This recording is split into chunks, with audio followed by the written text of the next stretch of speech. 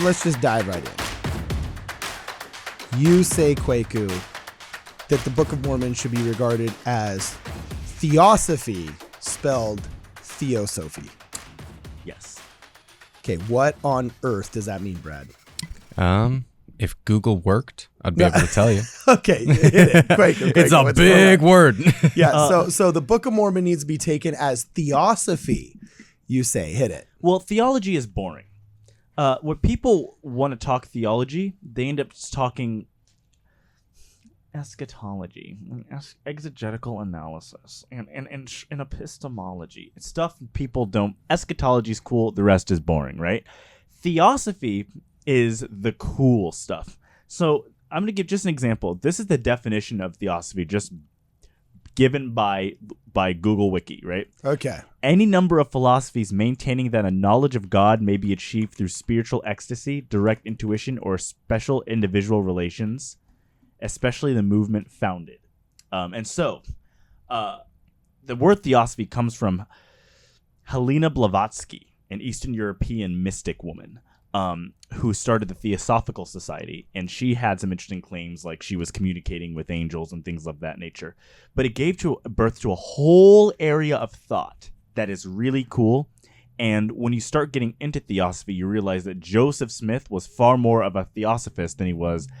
So theosophy is a legit actual religion, apparently? Or is it just kind of like a movement like yoga? There's a movement from like 1875 that technically I think there is a religion of it. Yes. But it's the religion's motto is there is no religion higher than truth. So it's kind of like the Masons, where you can be like a Catholic or a Mormon or a Presbyterian and still be Mason. So now we've got Mormon Masons and Mormon Theosophists. Yes. In Kwaku's world. Yes. Okay. Well, the thing about it is, Theosophists just said we're changing the definition of religion. So as opposed to you have to be a member of this club, they take it as it's an umbrella. It's a seasoning to be placed over many different things. Okay. And so you can become a Helena Blavatsky Theosophist and say she is your leader, or you can be. There's Christian Theosophy, there's Jewish Theosophy. It's applied everywhere. But when you get into Theosophy, you start finding out about specific things, like the belief of a literal Atlantis. Dude, any religion that allows me to unironically believe in Atlantis, sign me up, Kwaku. Yeah. Where do I start? So Theosophy is the place you start. So, okay, you know how I always bag on academics because I hate academics because the more the church invests in academics, the less members we have, and we think that these smart nerds are actually doing us a favor when really they're not doing that much besides repeating talking points that nobody cares about. So those things I don't like. So I bag on academics, even though I'm friends with a lot of them. But when you get theosophic academics like Manly P. Hall and individuals like that, okay, you start to realize this is the stuff I have been looking for forever. So it gets kind of weird when you're finding out about the continent of Pan and Lumeria. But when you get to that part of the internet, but I'm getting convinced that is the way to look at the Book of Mormon. So when you start reading Plato and the way Plato is speaking about Atlantis, we've decided that Atlantis is just an allegory. Okay. But Plato does not talk about it as if it's an allegory. He's speaking about it like it's a real place that was destroyed. He gives a date to it, and the dates match up with the certain disasters that are also being mentioned in the story. What? This is just awesome, dog. Because it just. This is the craziest thing. I mean, I'm looking at these logos though. Like, she's got to outdo her logo though. You know what I'm saying? Yeah. Well, there's and this lady, like, I was thinking she kind of looked like Sandra Tanner. Oh my. Oh man, that's kind of funny. Well, but okay, keep going. Sandra Tanner's super nice, by the way. Oh no, I believe it. I met her. Well, so you get into this idea of Atlantis, and Plato is speaking about Atlantis like the way I would speak about Afghanistan. It's a real place, and he starts warning about how Atlantis fell. That Atlantis was an area that had higher technological innovation. Okay. They were very smart. They were prosperous, and he used the phrase, they ceased to wear their prosperity with moderation. And their pride was their downfall, and they were destroyed. So he's got like the pride cycle. I got to tell you, you want to talk your pseudoscience, let me talk mine. And I shouldn't say that disparagingly. I'm sorry. No, Kwaku. pseudoscience is way more. Oh, don't worry. You're about to like make Kwaku's argument for him. Yeah. I got to tell you, the fourth turning in the generation theory of the Strauss-Howe generational social social psychologists, social scientists, and the 80-year cycle of American history, I think you can take that one to the bank. That it is just the secular version of the documented secular version of the pride cycle in the Book of Mormon. So I'm all ears with this Theosophy. Keep going. Well, so there are great authors like Graham Hancock, Manly P. Hall, and others who talk about the Campbells, who talk about this stuff. So Atlantis falls because they're prideful. Now, Atlantis is the capital of the Atlantean Empire. Rock on. There's a lot more of this, like Middle Earth stuff. Mm-hmm. Okay, but it's this idea that there were more civilizations out there, and not only were there more civilizations, but that they were more advanced than we think. We like to think of our modern world as the first time we've been advanced. I don't think this is true. What this phone is, it's not like aliens came down in 1915 and gave us everything to make phones. What we made all this technology out of is the stuff of the earth that has been here for a very long time. And there's this wild, I think the Catholic monks really said it best when they said the arrogance of man. Right. Like, people don't realize how wildly racist they've become. These social scientists have that said, oh, no. Those savages in the jungles of South America could never have made an advanced civilization that had chariots and advanced farming techniques equivalent to what the white people had, in the Middle East at the time, or in the west of the Caucasus Mountains at the time. And then all of a sudden LiDAR technology shows, holy crap, totally advanced civilizations. And now with less than 2% of the Amazon actually having been even scratched archaeologically, they're making sweeping misrepresentations and dismissals of this idea that there could have been an immigrant population in South America that ended up resulting in large civilizations. They can't explain the Olmecs, yet they give zero room for any concept of the Nephites. They can't explain Austro-Melanesian DNA in South America, which is oftentimes your boy Graham Hancock's argument, but they'll all of a sudden come down and say, you're a conspiracy theorist if you don't think ancient civilizations were dumb. And then you go to Petra and you're like, wow. And then you go see Quetzalcoatl's temple and you're like, we couldn't do this nowadays. The Empire State Building was built in 88 days. We wouldn't be able to build its sister tower in 88 years because in 88 days, they wouldn't have even gotten through contract negotiations with the Union. Our ability to build the Empire State Building, a modern marvel, is completely hamstringed by the dysfunction of our crappy culture and the culture war. What makes you think we could build the Great Pyramid of Giza? Or, I mean, well, you made my point for me. Okay, well, also, once you understand that most anti-Book of Mormon arguments regarding,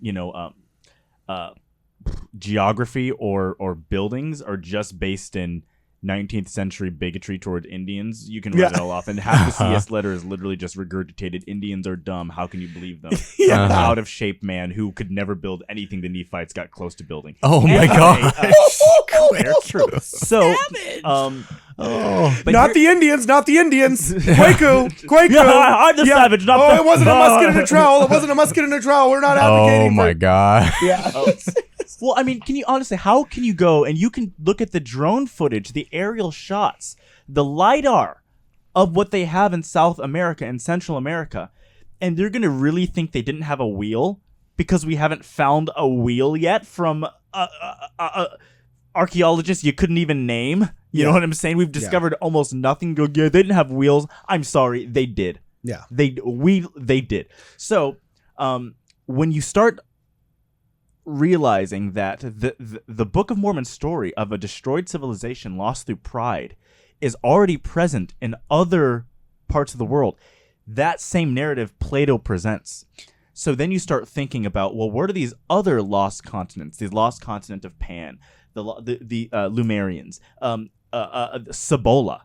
These lands that were said to have existed, which have continued to pop up throughout history, sometimes by crazy people and then often validated by smart people, we start noticing one theme.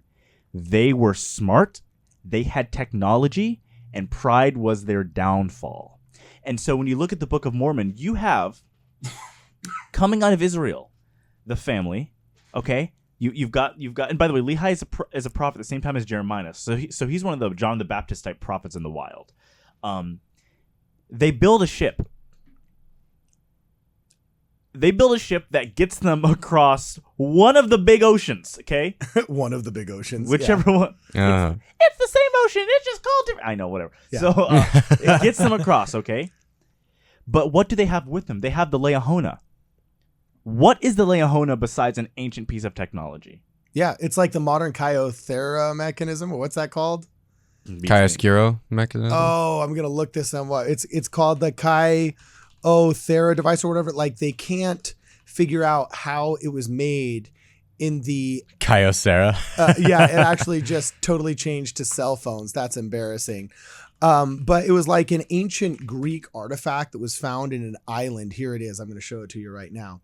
It's pronounced the Kythera mechanism. Oh, okay? Yeah, that. And it was found off of an island or something like that, but 400 years before anybody could have made it, right? And they believe that it was used to predict astronomical positions. But it's interesting because... No, they're just dumb pagan savages. We are smart ones now. Yeah, exactly. And I think there's a lot to be said about, like, what you were mentioning, Cardin, the arrogance of people to assume that people in the past could not have been educated in any way. Yeah. Because there's so much that we just don't know. When we look into history and historical records, like, there is a lot that we just have no way of knowing. And to be honest with you, there's so much they did better. Like, my grandfather was freaking lying about his age so he could go fight Nazis and storm the beaches of Normandy, all right, as a 17-year-old. You want to talk man card? Holding an M1 Garand with a stripper clip in it that you borrowed from your buddy. You know what I'm saying? So you just literally storm the beaches of France fighting Nazis is about as tough as it gets. Like, he did manliness better than I did in my supposedly advanced society. Him with his 8-round stripper clip running up those beaches did more than anything I've ever done in my life, right? And then that's just within 3 generations. You go back and you look back, man, look at the cathedrals. Look at the cathedrals of Western Europe. Look at Angkor Wat. That's my favorite argument against atheism, because they want to talk, well, actually, how about you prove you're God? I go, no, actually, how come everything beautiful is created by religious people and everything ugly is created by atheists? Seriously, go to Salt Lake City, Temple Square. Beautiful. Even the mall, the City Creek Mall, is one of the more beautiful malls I've seen. Then go to Orem. The cathedral. We even do cathedrals of secular capitalism better than you guys do. Oh no! And then go to Orem State Street and just see, like, the warehouses and, like, the Wendy's and just the ugly, gross. This is the secular society that they're building. You can't. When you're building a monument to God, it looks beautiful. When you're building a monument to yourself, it sucks. And I'm sorry. There is incredible inspiration in the way that they're able to build these amazing buildings throughout history. So you also, when you can't get into Theosophy without learning about Gobekli Tepe, right? Oh, yeah, totally. And Joe Rogan has covered this a lot because it's such a fascinating thing. Gobekli Tepe and the Sphinx completely turned the narrative of humans only got smart 2,000 years ago and only existed up until 4,000 years ago, and we're the apex of everything with all of our antidepressants and high fructose corn syrup and, you know, self-destructive behaviors and addictions. This is as good as it gets, baby. Until all of a sudden you realize, oh, no, humans are a lot older, we're a lot cooler, and we're doing much bigger and badder and bolder things, and we can see their evidences that are a lot cooler than yours 5,000, 6,000, dare I say, 10,000 years later. Meanwhile, you won't have a shred of physical evidence that you existed or had worth in this world. Meanwhile, these people were building motherfucking Stonehenge on steroids, dude. You know what I'm saying? Yeah, so let's talk about Gobekli Tepe then. So hit it. So Gobekli Tepe is, I mean, you have different authors trying to describe what exactly they think it was. But Gobekli Tepe is the ruins of what some say is a temple or some meeting area of a tribe that's far more advanced than what we considered the time period of their advancement to be. We didn't think that these people could build around the time of Gobekli Tepe. And Or this that is they're- like 11,600 years ago, right? Yeah. So I believe Or that. that 9,600 BC. Well, they don't have an exact date, but it's literally thousands of years before man was supposed to be doing this. Yeah, the agricultural revolution Yeah, that's was the narrative. placed way earlier when we figured out Gobekli Tepe. Yeah, So people. there's the arrogance of academics to go, oh, it's actually here, and then no, we just found this thing. Yeah. Because we assumed hunter gatherers were the people, like it's just hunter gatherers, and they couldn't do much, but we figured out they could. And here's the craziest thing: I like to start connecting this to the.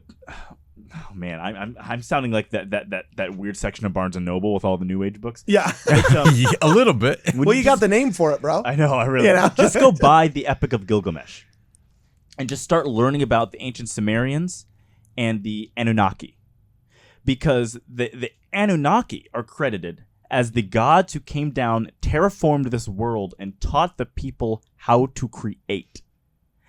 And what's interesting is we didn't have. This is the way most people view the world, that we just had cavemen. Okay, we had cavemen and then they evolved into people. No. Homo sapiens lived among the Denisovans and the other humanoids. Mm-hmm. We beat them. We killed them in war. Okay? They also had religions, because we've discovered their caves, in which you look at the cave and they had art and writing on their walls, and the deeper you go in, the deeper you see the weirdness of it gets, and you start seeing their ceremonies. So not only these other humanoids, not only were they smart, they had religion. We fight them in wars, okay? Like we fought the Nephilim in the Book of Genesis. Unironically, yes. Oh! But what happens is, we don't just have a slow, gradual buildup from tents to huts to houses to neighborhoods to cities. We just have cities like that. It's true. And they credit the Anunnaki. They credit the pantheon of gods. We didn't just have like crappy language, and then slowly but surely we were able to. No, we had poetry like that. Yeah. We had epics like that. We went from literally being like illiterate cavemen to all of a sudden writing epics. And there's no middle ground. And archaeologically, it's also, everybody wants to believe in evolution, cannot believe in evolution as soon as we found the Burgess Shale. Because the Burgess Shale destroyed in 1927 any concept of a missing link. Not only is there no missing link between humans and gorillas and then chimpanzees, there's no missing link between any of the simple life forms. In fact, there's tons of life forms that just happened to show up in what was called the Precambrian explosion. You know, so I mean, at best, scientifically, we have to be humble enough to say we don't know, but the evidence we have gives all kinds of awesome suggestions and possibilities, and let's explore them scientifically. Instead, people get super arrogant. They absolutely inject all of their personal narratives and their bad politics into the whole thing, and then leave themselves, unfortunately, unable to believe in the most beautiful things on earth. You know what I'm saying? Unable to have a faith structure that actually brings them closer to their human beings. It creates distrust, creates a not oneness with those around you that, honestly, in my opinion, belief does. right. You know? Well, and that's the most beautiful thing is, all of this stuff, all of this literal application of ancient texts is what theosophists do. Whereas theologians like to look at it and go, interesting, but theosophists take it and they go, man, we need to connect this to what we believe, because the further back you go, oftentimes the more authentic you get. So is that where the phrase comes from? That like did you say the only religion is truth or something? Yeah. What So is it? so Helena Blavatsky said the only religion.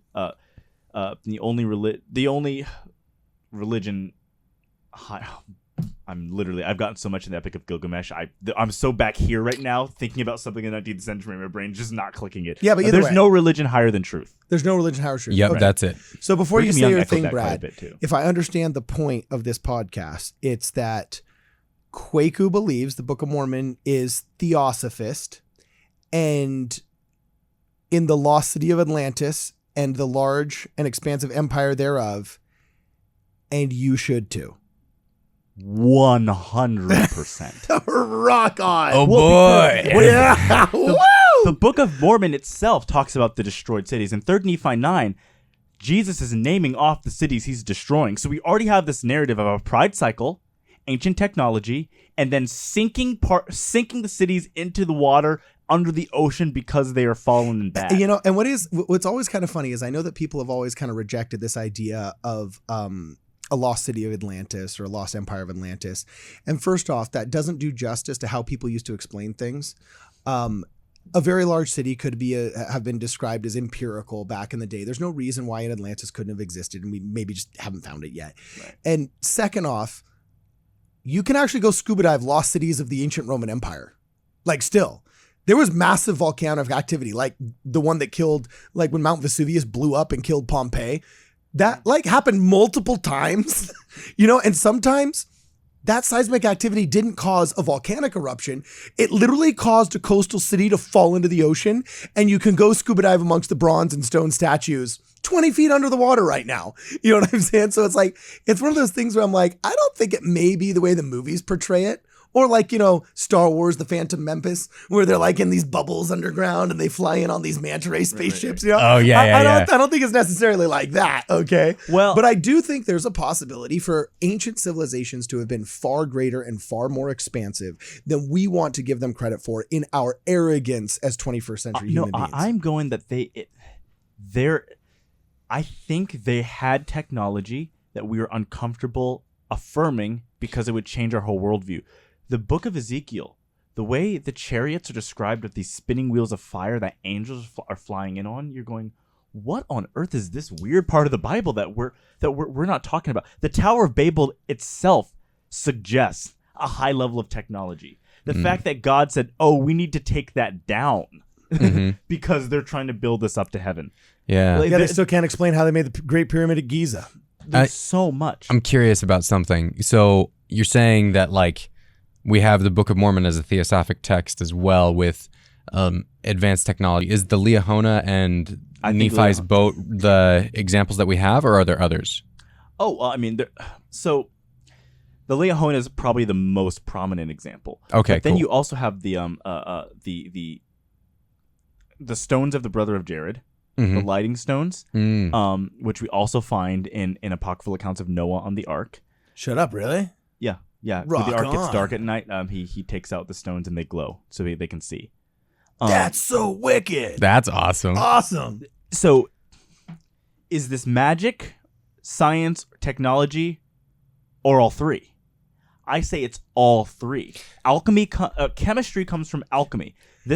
Science and magic. So now is you got to all believe in one. alchemy too. I'm running out of things. So good thing Joseph Smith said you can't believe in too much. You know? And see, I actually agree with you, Kwaku, that I think that there's a lot to the fact that like pure religion and pure science won't really disagree on anything. And so I think ultimately when it comes down to it, that's all going to be unified. Right. Like all truth will be unified. And so I think that's cool. I don't know if I would describe it that way Okay, so necessarily. Okay, so now that you're a missionary for Theosophy, and we all need to convert to Theosophy, Yes. a la Kwaku L. Tell me, what's Moroni's promise of Theosophy? Should we read the Book of Mormon and then maybe the Epic of Gilgamesh and then maybe the works of this Helena Blavatsky and then just... Iliad, Odyssey, Aeneid. These ancient writings were not just Harry Potter. They're there for a reason. The Book of Mormon should be numbered among those books because it's a peek into the ancient world and how things fall. It's talking about the gods, the angels, the good men, and the bad men. And they're saying, hey, these things really happen. Please, please, for the love of everything, watch for this in your society. Don't let it happen to you. And then we let it happen to us because we go, oh, those people were dumb. And this is the danger. Actually, this is the danger when a lot of the anti-religionists out there, especially ex-members of our faith, try and take this atheistic angle that they've taken. In the past, they kind of used to take this anti-Mormon Christian angle because I guess they still wanted to participate in the culture at large. Right. But now that the culture has gotten secular and atheistic, they've all gone atheistic. When you, and the book of Genesis is deeply under attack right now as at best a hyperbolic, non-narrative. But I'm actually becoming increasingly convinced that it is a narrative and shouldn't be taken figuratively. Maybe 10 years ago, you could have told me that, well, before the advent of the scientific method and journalistic codes of ethics that we understand in the 21st century, I'm sure that many of these Jewish scholars probably wrote symbolically. So, maybe it wasn't 7 days and it was 7 million years. Or, you know what I'm saying? Like, I was so much more open to a lot of those more just rubber claws and wishy-washy interpretations, right? Until you actually go in and read the texts. And you read the Masoretic texts of men who were actually counting the letters because they viewed the words as so sacred. And then they would write notes. Like when it would say, and this is not a perfect example, I'm just throwing this out there as an example, but they would say things, for example, like when this prophet crossed this river and raised 2 stones as an altar to his God in celebration of, the people crossing the river and having survived the attack of X, Y, or Z, bad king. In the notes, and sometimes even in the Masoretic text, it would say, and you can still see these stones there today. You know what I'm saying? You would have these scholarly men who were, like in the Book of Mormon's case, etching into golden plates, like the Dead Sea Scrolls case, etching into copper scrolls, okay, in different Coptic writings, literally mashing down papyri, you know what I'm saying, and reeds into a rudimentary paper so they could then inscribe on. I mean, these were very lengthy, time-consuming, only done by those who were 110% committed. These were the mental and the intellectual Olympians of their days, literally saying, this is real. Like, this is real. You can still see the stones from this battle. You can still see the rusty helmets for this. You can still see the grave of these prophets. You know what I'm saying? If you go to this spot, dig here, there will be the actual bodies. We got the receipts, And it's only in an overwhelming amount of arrogance that we can overlook that. Do you remember, I'm gonna botch it a little bit, but the ancient, was the Chinese emperor who has all of his soldiers, who has statues made of all of his soldiers. The terracotta soldier army. The terracotta army. Things like that are such wonders of the ancient world. And we would never get there with such an atheistic mindset and such a negative, pessimistic mindset. So, actually, the sad thing is that we would, but it wouldn't be as beautiful because I got to tell you, like, you want to see a godless world? Look at the wealthy people of these communist Asian countries that have completely eschewed all religion now since basically Mao Zedong outlawed it and killed anybody who practiced it. And they'll gain massive amount of wealth. I mean, communism doesn't stop rich guys from owning big corporations, getting in cahoots with the government, and then becoming billionaires. Like 7 out of the 10 most wealthy billionaires of the past decade have come out of China. You know what I'm saying? As a communist country. And dude, you look at their social media profiles, bro. You want to talk flaunting a cool hot ride. They'll go in and they have 50 cars that are Lamborghinis in a specialty made garage just for them. Like an opulent wealth of a private Peterson museum there. And if you're an archaeologist looking that up, you're like, holy crap, like this dude collected, all of these, but it was just for his aggrandizement and use. That's exactly. Oh, okay. You know what I'm saying? That's fair. Whereas like the terracotta army, yes, they did plant those believing that army would protect the emperor, right? But it was the people that did it all together. When you look at the Catholic Cathedral in Notre Dame, when you look at Stonehenge, you realize that this is a beautiful thing that was erected as a group effort of a people that believed in it, not as the spoils of war of a man that exploited his people for gain. So we still build cathedrals, but they're really icky and yucky now. Secular cathedrals suck. Well, Satan attacks beauty. Satan attacks beauty. Beauty is from God. And we want people to be not beautiful. We want them to be unhealthy and unhappy. And thus we want to view the world in that same way. And I think this whole theosophic lens of the restored gospel, I think it's something. I believe Atlantis existed 1,000%. I believe it existed. I believe that we do have more lost continents 1,000%. And also, I'm going to use a word that scares everybody, but don't let it scare you. Please trust me here.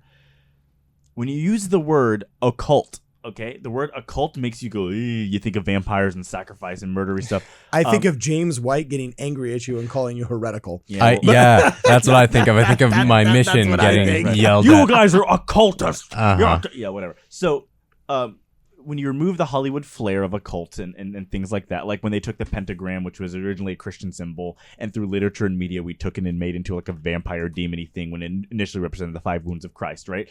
The word occult is similar. It means hidden wisdom. Oh, yeah, and Aleister Crowley and all those people made it. I just Googled occult.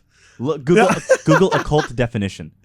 Occult definition? Okay, cool. Are we actually getting academic here? I thought you didn't like the academics, bro. Yeah, I can get a little bit of it. You know, just a little bit. Okay, so here's the definition right here. It says, a supernatural, mystical, or magical beliefs, practices, or phenomena. So pretty generalized, of involving or relating to supernatural, mystical, or magical powers. Are you talking more the etymology of the word occult, like where it originally comes from? No, I mean the actual. I mean, you're going to get a couple different definitions because we decided that 5 British guys get to dictate how everything goes, right? But like, what's the last definition there? Cut off from view by interposing something. Oh, so you're suggesting that, as the Apostle Paul said, we see through dark-colored glasses. It's more that it's hidden. So you're kind of Gnostic now, making James White and the Apology of People hate you even more. I've always been. Well, Jesus bringing Peter, James, and John. John. You're giving them all the sound bites, dude. You're giving them all the sound bites. Their congregation's full of 50 people, and they're all depressed. It doesn't matter. No. So you go to New Testament, okay? Jesus Christ brings Peter, James, and John to the Mount of Transfiguration for a secret meeting with angels. That is some occult hidden stuff right there. Where is that? In the New Testament. The Mount of Transfiguration. Yeah. Okay, I see what you're saying. That's a secret meeting with angels that Jesus brings 3 of the apostles. Well, and that was the birth of actually a lot of the Gnostic faith, was this idea that, look, even amongst the 12 apostles who were the chosen, there was even the more chosen, you know what I'm saying? Mm-hmm. And that they got that way through their knowledge and their gnosis, which is where Gnosticism came from. And some Gnosticism is boring, I'm not going to lie. But also there's some arrogance in it again. And this is why those Catholic monks in the Middle Ages, man, people knock them. But man, when you read St. Augustine and you read a lot of these thinkers, it's the arrogance of man. The worst aspects of these bad ideas are always good ideas that have been twisted by arrogance. Yeah. And I think that's one of the keys with it. Like, looking through these different things, I think you can find good things to learn from all of them.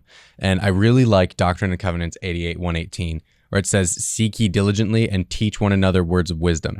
Yea, seek ye out of the best books words of wisdom. Seek learning, even by study and also by faith. And I think that if you are going to apply this, you can apply this to the Epic of Gilgamesh.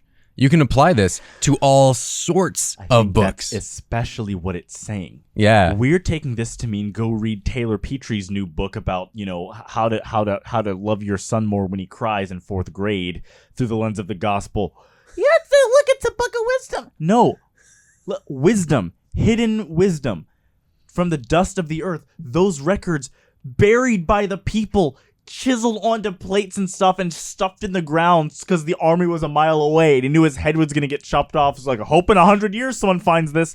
Those are the things we need to be reading. Kwaku, would you say that our generation would be better off if we spent more time in the Apocrypha and less time on Instagram?